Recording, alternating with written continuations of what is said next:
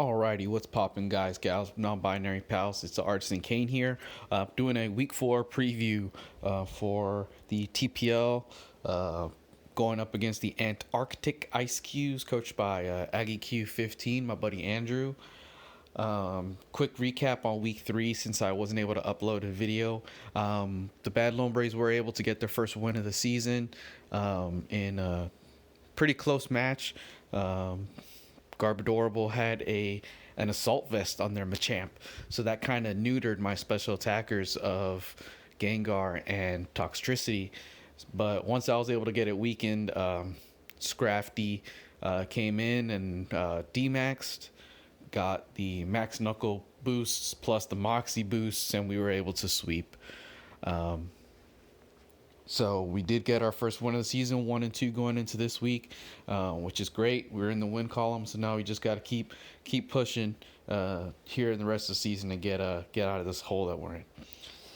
So Aggie Q15 just took over this team. The other coach dropped out, so they actually recently made some changes to the roster. So let's look at that roster now.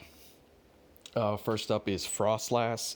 Frostlass is a pretty common suicide lead. Throws down spikes. A few layers of spikes if it can. It has access to stuff like Taunt, which can prevent mons from setting up on it. And then it's also very frail with its typing. Ice Ghost, it's very frail, and its defenses and HP aren't great. So when it's doing something like a Destiny Bond, the common ghost move, Destiny Bond, it's fast enough to get that off and then take the attacker down with it. So that can basically guarantee a KO, like I said, as a suicide lead. Next mon here is Mantine. Mantine is very bulky, 140 base special defense. I think it's like 70 or 75 base defense too. So it is taking hits on the special side.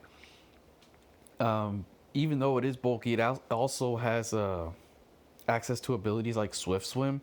So even with being the special tank that it is, it can double its speed in the rain. Which is a big deal, especially in the current format where we're allowed to Dynamax. You can Dynamax and end up setting up weather. So it can end up doubling its rain. Or, have a manual rain dancer on that. His Barbarical can also take advantage of having its water moves boosted in the rain as well. Also has access to the ability Water Absorb. So it can take advantage of switching in on Dracovish, spamming Vicious Rend, and force a switch since Dracovish is choiced.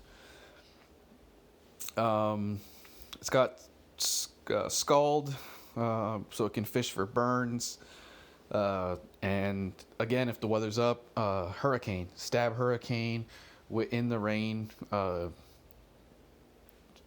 high accuracy when the rain is up. And then if it's running something like a choice specs set, those Hurricanes are hitting really hard. Next up, Reuniclus. Uniclus also has a couple of interesting abilities that it has access to. Regenerator is really annoying. Every time it switches out, it's regaining HP, like Toxapex and Thunderous, I think, has it.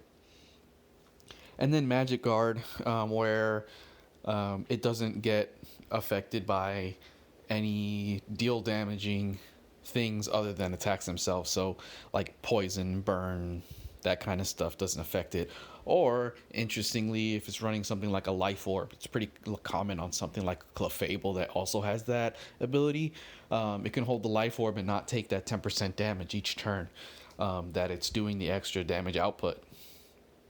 It does have a pretty decent move pool, being Psychic, things like Energy Ball and whatnot, Focus Blast. That gives it pretty broad coverage. So we got to be able to deal with all that. The good thing about Reuniclus is it's very, very slow. It's based like 20 or 30 speed. So everything on my team except for probably Avalug. Actually, yeah, everything except Avalug will outspeed it. So we need to make sure it's not getting up stuff like a bunch of calm minds or, a bulky substitute or something like that in our faces. Moving on along, Barbarical. Barbarical is a really common shell smasher. Andrew just picked up this mon. I actually didn't believe it was on a free agent right now because it is very, very deadly. Shell smash will double your attack, special attack, and speed at the cost of lowering your defenses and special defense. So with one shell smash, I mean, it can outspeed just about anything on my team that's not boosted already. As you can see, I'm not running a scarf for this week anyway, so that would be an issue. So I need to make sure we take care of that before it does anything like a shell smash. Also, I've seen it run choice scarf and choice band. Choice band, liquidation, and stone edge can be really heavy hitting also. Next up, IceQ. We actually played IceQ when it was on Team Eevee. Team Eevee recently dropped IceQ, and Andrew decided to pick it up. So we already kind of have an idea of what we're dealing with here. Probably something like a belly drum. Substitute is kind of the main thing that it can do. There's really not too much else IceQ has that makes it viable. So, Icicle Crash, moves like Zen Headbutt for coverage. Belly drum sub, Salackberry type of deal. And the final member of his team is Beware. So Beware is a very hard physical hitter. Very common to have either like a sword stance, bulk up, or you can just put a choice band on it, and just with a choice band, stuff like double edge and close combat is going to hit very, very hard. Good thing is I have a pretty good check in Gengar. If I can predict the switch, or if I can predict the move well, and he's choice locked, then we can set up with Gengar. We can get up a free substitute. But Beware also does have Darkest Lariat, so if it's not choiced, that's not exactly a free switch in. So now let's look at our team here, the Bad Lombres, and see how we're going to counter this team that we're facing. First up, we've got Raphael Avalug. We're running Rocky Helmet again this week. That's for extra chip against his physical attackers of Barbarical, IceQ, and Beware. Rapid Spin for stuff like the spikes from Frostlass. In case the Barbarical is a stealth rocker, also we can spin those out. Frostlass being Ghost, we can't spin on it, so we have to remember that when we're playing. Also, running Rock Slide as the secondary move along with Body Press. Rock Slide gives us a little bit more coverage for things like Frostlass that we can't hit with Body Press. And then Recover for longevity. Okay, next up is Scrafty. Marianne Scrafty, we're running a similar set to last week of Dragon Dance, Sub Dragon Dance knockoff, and we're going back to Drain Punch since we don't have to worry about needing Brick Break against his team. Some interesting EV spreads we're running to make sure that after a Dragon Dance, we can outspeed both Jolly Beware and Jolly Barbarical at +1. And we can Oko Reuniclus with the knockoff at +1. So that's the explanation on why the speed and attack EVs are the way they are. The special defense and defense, I kind of just made a little bit more balanced. Okay, moving along is Hilda Dracovish. Again, the same moves, same same EVs. Only difference this week is we are running choice band like we did last week because of our speed tiering compared to the rest of his team is pretty solid.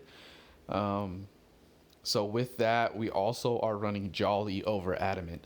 The reason for Jolly over Adamant is to make sure that we outspeed Barbarical.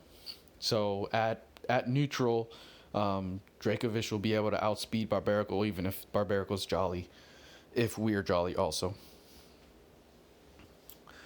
Toxtricity Leone. We're running Shift Gear Throat Spray set this week. So Boom Burst, Overdrive, and Sludge Wave are our primary moves. Boom Burst and Overdrive will activate Throat Spray, which will give us an extra boost in special attack. And Shift Gear gives us +2 in speed. It gives us a raise in attack, but that really doesn't matter. We just mainly need it for the speed. That way we can outspeed just about everything, or we can speed everything on his team. So if we hit a Shift Gear and, force a switch or something, then we can hit off a Boom Burst or an Overdrive for free and then get that extra boost, and we can do some real damage with Toxtricity.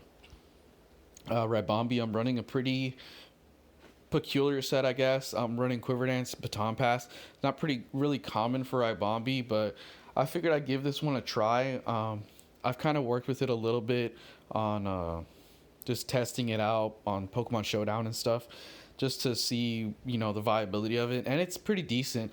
I think that it's solid against Andrew's team here. So if we get the opportunity to, we can Quiver Dance and get up a Quiver Dance, get up a Substitute, and pass it to Gengar. Also, if we don't have the opportunity to really pass it to anyone like Gengar, we can just Quiver Dance and send off Stab Moonblast after the Quiver Dance boosts, which will hit pretty hard also. So Ribombi, I still have the Focus Sash on there, and that makes sure that we can get up at least a Quiver Dance or at least a Substitute before trying to pass it. Could also probably pass Toxtricity depending on game flow and everything. And then finally we have Lysithea, the Gengar. It can, like I said, it can be the Baton Pass recipient, mainly to make sure we've got boosted Thunderbolts to hit Mantine. Mantine is water flying, so it's getting 4 times weak to electric, but it's still really bulky, so we need to make sure we're boosted if we're throwing off non-stab Thunderbolts at it. So I'm running Substitute Thunderbolt, Shadow Ball, and Sludge Wave, and then Black Sludge for passive recovery. So that's what we're looking at this week, guys, and I will try to record. Not sure if it'll just be audio or if it won't be anything at all, to be honest. Kind of a lot going on right now, IRL, so a lot up in the air. But anyways, we'll get this game scheduled, and I'm looking forward to the match here against Andrew. All right, thanks.